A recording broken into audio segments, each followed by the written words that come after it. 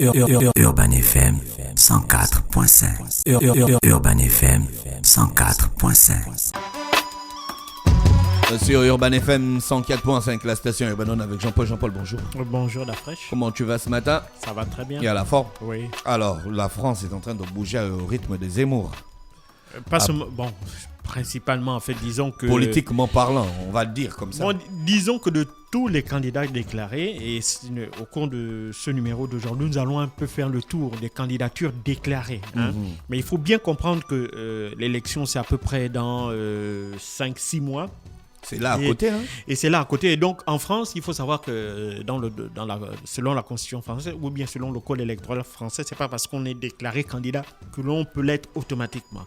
Il faut pour cela avoir des signatures, notamment 500 signatures de maires, de communes en France. Il faut savoir qu'il y a à peu près plus de 35 000 maires en France. Et donc, avoir quand même la signature de 500, ce n'est pas la mer à boire, mais c'est parfois assez difficile parce qu'il y a des candidats qui parfois n'arrivent pas à obtenir ces 500 signatures-là. Il y en a d'autres, notamment ceux qui sont issus des grandes formations qui peuvent facilement les avoir. Donc, par exemple, si vous avez le candidat Éric Zemmour, même si évidemment, dans les sondages, c'est quelqu'un, il ne caracole pas en tête, mais c'est quelqu'un quand même qui est extrêmement suivi au cours de cette élection, parce que déjà, c'est l'un des candidats, l'un des novices en politique, parce que Éric Zemmour n'a jamais brigué un mandat électif en France. C'est quelqu'un qui est plutôt issu du monde des médias, parce que c'est un polémiste, un essayiste, et il a connu son dernier ouvrage... La France n'a pas dit son dernier mot, qui a été publié cette année, a connu un franc succès, plus de 500 000 exemplaires écoulés aujourd'hui. Donc, c'est auréolé de ces succès-là littéraires et médiatiques qu'il a décidé de se lancer en politique et donc de briller à la magistrature suprême de la France. Donc, il lui faut aussi passer par cet exercice-là d'obtenir les 500 signatures de maire. Et à mon avis, personnellement, je ne pense pas qu'il puisse avoir véritablement des difficultés à les obtenir, mais parfois, il est arrivé à certains candidats de ne pas l'obtenir même. Et donc, à côté d'Éric Zemmour, il y a l'autre candidat qui a été déclaré le 4 décembre dernier à l'issue du congrès du Parti Les Républicains. Il s'agit de Valérie Pécresse. Il faut bien savoir qu'elle a obtenu cette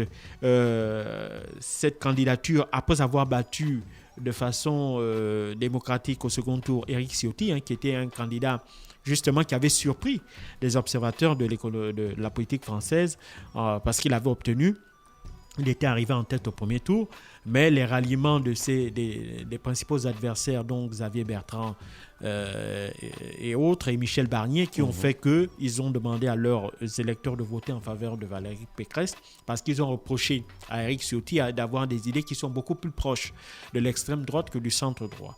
Et donc c'est ce ralliement-là qui a été bénéfique à Valérie Pécresse, qui a pu remporter cette primaire-là.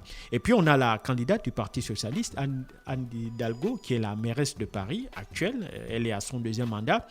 Elle a été élue le 14 octobre dernier par les militants socialistes sur un projet intitulé « Bâtir une France plus juste ». Alors, donc, elle a un programme éminemment social, beaucoup moins social-démocrate, mais plus social. Elle veut ainsi, en quelque sorte, se défaire, si tu veux, de l'influence d'Emmanuel Macron et montrer véritablement son ancrage à gauche. Malheureusement pour elle, elle n'est pas la seule dans ce créneau-là. Et il y a beaucoup d'autres candidats dont nous allons citer les noms tout à l'heure qui sont également des candidats dits de gauche. On a Marine Le Pen, celle qui était arrivée au second tour de l'élection de 2017, avait déjà fait savoir depuis 2020, donc depuis l'année dernière, qu'elle serait candidate en 2022. Et donc, depuis lors, elle a laissé la présidence de son candidat, de son parti, à son vice-président, Jordan Bardella. Et donc, depuis, elle bat le pavé en France pour essayer de faire avancer sa campagne. Mais elle, évidemment, elle a fort à faire avec l'arrivée d'Éric Zemmour qui va venir en quelque sorte véritablement pioché dans son électorat, puisque les deux ont des idées qui sont extrêmement proches, puisque Éric Zemmour se considère en quelque sorte un peu comme le fils spirituel du père de Marine Le Pen. Donc c'est quelque chose, donc, ce qui fait que véritablement ils vont surfer sur la même vague. Et puis on a Yannick Jadot, qui est le député européen, qui avait été élu par la primaire des écologistes le 28 septembre dernier. Lui, il avait déjà été candidat même en 2016, notamment en remportant la primaire écologiste de 2016, mais lui, pour cette élection de 2017, il avait décidé de retirer sa candidature au dernier moment pour se mettre derrière Benoît Hamon. On connaît les résultats. Benoît Hamon avait fait un pâle 5,5%. Et donc, Yannick Jadot a l'intention, cette fois-ci, de ne plus se ranger derrière un candidat, fût-il de gauche, mais d'aller jusqu'au bout de cette campagne présidentielle, de cette élection présidentielle, pardon. Puis on a l'autre candidat de gauche qui est Jean-Luc Mélenchon, que tout le monde connaît, le président de la France Insoumise, député de Bouches-du-Rhône. Lui aussi, il est parti très tôt en campagne. Depuis novembre 2020, il avait déjà annoncé qu'il était candidat. Et lui, il vise non pas seulement les 500 signatures minimum qui sont demandées, mais pour véritablement montrer qu'il a une assise nationale, il a pour objectif de remporter plus de 150 000 parrainages auprès des maires. Et puis, on a Nicolas Dupont-Aignan, qui est le président de l'association du parti politique, c'est selon Debout la France. Lui qui avait été allié de Marine Le Pen en 2017. Il avait notamment été l'un des rares hommes politiques qui avait rallié Marine Le Pen lors du second tour de l'élection présidentielle. Et il était même prévu que si Marine Le Pen remportait l'élection, eh bien, lui devait être son premier ministre. Malheureusement, l'histoire a pris une autre tournure et c'est Emmanuel Macron qui l'avait remporté. Et puis, il faut savoir que Nicolas Dupont-Aignan est candidat à cette élection présidentielle pour la 3e fois. Mais cette fois-ci, il entend ne plus se mettre derrière un autre candidat, encore moins derrière Marine Le Pen, et lui, il entend tout mettre en œuvre pour, cette fois-ci, essayer d'exister au cours de cette campagne. Puis on a François Asselineau, qui est le président d'un petit parti qu'on appelle l'Union populaire et républicaine. Lui, il a été le tout premier candidat à se déclarer pour cette élection. Depuis 2019, déjà, il avait dit qu'il comptait être candidat à cette présidentielle. Mais lui, il est malheureusement, sa campagne est un peu plombée par des affaires judiciaires, puisque en février 2021, il avait été condamné pour harcèlement moral et agression sexuelle. Accusation qu'il continue de rejeter jusqu'aujourd'hui. Il y a Nathalie Arthaud. Pour ceux qui s'intéressent à la politique française, il faut savoir qu'elle avait déjà été candidate en 2017 pour le Parti communiste, pour le Parti Lutte ouvrière, qui est l'un des partis, ce qu'on appelle l'extrême gauche. Et en 2017, elle n'avait recueilli que 0,64% des voix. Mais cela ne l'a pas empêché de tenter de briguer une nouvelle fois cette élection présidentielle de 2022. Puis on a Fabien Roussel, candidat du Parti communiste français.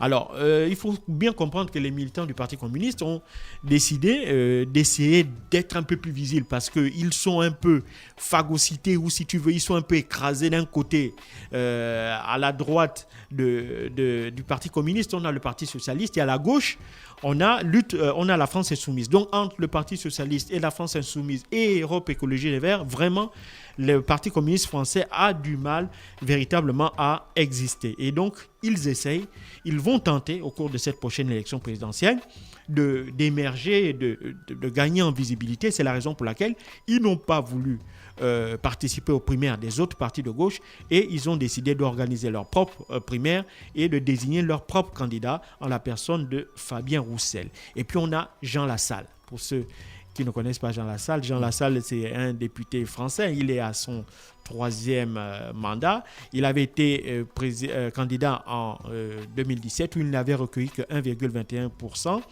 Ce dernier a déjà aussi fait l'objet d'accusations de sexisme et d'agression sexuelle, chose qu'il réfute catégoriquement. Alors, c'était un député qui s'était fait remarquer dans les médias pour avoir régulièrement, lorsqu'il prenait la parole dans l'hémicycle français, il n'hésitait pas à entonner des chants du patois de la région du Nord dont il est originaire. Et puis on a Philippe Poutou du nouveau parti anticapitaliste C'est un petit parti d'extrême gauche français.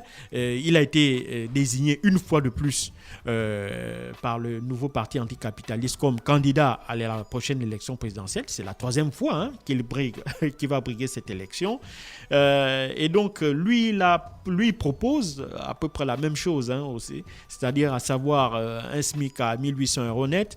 Il veut la nationalisation des banques et il prône également la gratuité des transports ou la liberté d'installation de circulation pour tous les migrants sur le sol français. Et puis, on a un ancien proche de Marine Le Pen, en la personne de Florian Philippot. Après l'échec de la présidentielle en 2017, on se rappelait que Florian Philippot et Marine Le Pen étaient tombés en disgrâce vis-à-vis de Marine Le Pen et donc avait décidé de quitter la formation Rassemblement National pour former son propre parti politique qu'il a appelé les Patriotes. Mais malheureusement pour lui, depuis qu'il a créé son parti, il a du mal véritablement à s'imposer dans le paysage politique français. Et puis on a aussi une autre figure importante du Parti socialiste, en la personne d'Arnaud Montebourg, qui était ancien ministre de l'économie, notamment sous François Hollande. Lui, il avait déclaré sa candidature le 4 septembre dernier et lui, il a l'intention de mettre en place des projets de grande envergure afin de remonter le pays. Et c'est la raison pour laquelle il a même baptisé et la raison pour laquelle le slogan de sa campagne, c'est quoi? Tu sais la fraîche? Non. La remontada. Et donc, à côté d'Arnaud Montebourg, on a également Antoine Wechter, qui est lui un ingénieur écologue de 72 ans, qui avait déjà été candidat à l'élection présidentielle de 1988, où à l'époque, il représentait les écologistes.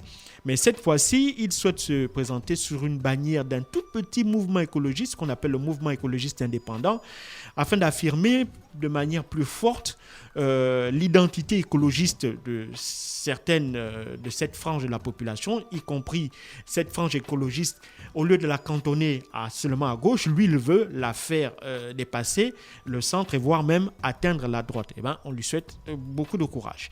Et donc, à côté, il y a aussi plein d'autres encore de personnalités qui sont également candidates pour cette élection de 2022. On a Marine Co, qui est la maire d'une petite ville du Nord qui s'appelle Tyrol-et-Marie-Chêne. On a Hélène Touy, qui est la représentante d'un petit parti en France qu'on appelle le Parti animaliste. On a également Alexandre Langlois, qui lui est issu du mouvement citoyen qui s'appelle ni de droite ni de gauche, un truc qui ressemble un peu à En Marche d'Emmanuel Macron. Et on a Clara Edger, dont le programme est plutôt, lui, centré sur la mise en place d'un référendum d'initiative citoyenne. En fait, elle reprend un peu les idées que Marine Le Pen... comment il s'appelle ? La candidate du Parti socialiste en 2007, Ségolène Royal, voulait mettre en place si elle aurait remporté cette élection de 2007. Là, malheureusement pour elle, cela n'avait pas marché. Et apparemment, Clara Edger veut également revenir avec cette idée-là. On a un ancien général retraité qui s'appelle Antoine Martinez, qui était l'un des signataires d'une tribune des militaires qui avait été publiée dans un magazine de droite, un journal de droite qu'on appelle Valeurs Actuelles. J'en avais même parlé ici. Ce magazine-là, cet article avait fait beaucoup de bruit dans la classe politique française, puisqu'il fustigeait l'attitude d'Emmanuel Macron qui réduisait considérablement, si tu veux, les budgets alloués à l'armée. Et donc, pour lui, ça affaiblissait l'armée. Et si ça affaiblit l'armée, ça affaiblissait l'influence et le prestige de la France à l'étranger. Et ça mettait en danger les soldats français qui sont actifs dans les théâtres d'opération au Mali ou ailleurs. Et puis, le dernier candidat que je vais citer aujourd'hui est Fabrice Grimal, qui, lui, est issu du mouvement des Gilets jaunes, puisqu'il a été doublé par plusieurs membres de ce mouvement citoyen-là.